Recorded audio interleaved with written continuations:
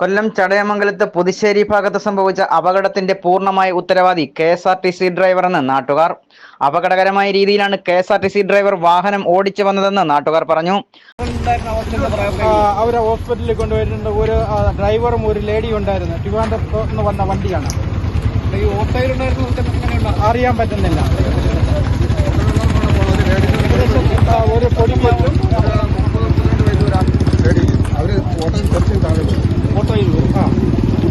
കുട്ടിയുണ്ടായിരുന്നു.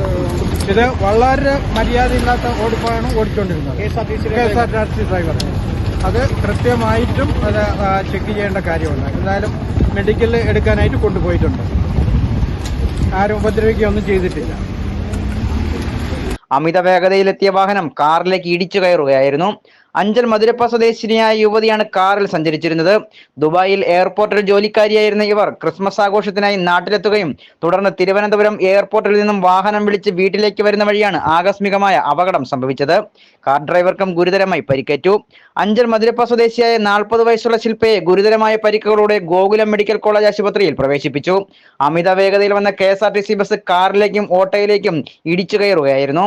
Auto ഡ്രൈവർക്കും ഗുരുതരമായ പരിക്ക് പറ്റിയിട്ടുണ്ട്. കെ.എസ്.ആർ.ടി.സി ഡ്രൈവറുടെ അപകടകരമായ ഡ്രൈവിംഗ് ആണ് ഈ ഗുരുതരമായ അപകടത്തിന് കാരണമെന്ന് ദൃക്സാക്ഷികൾ പറയുന്നു.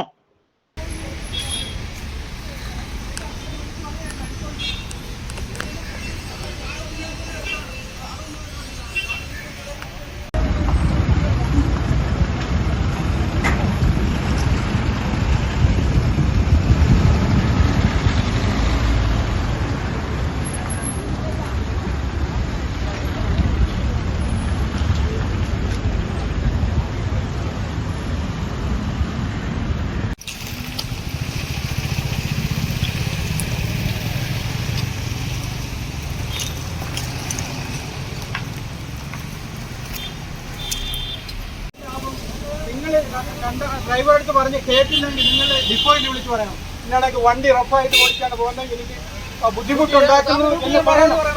വണ്ടി എടുക്കാൻ പറ്റില്ല.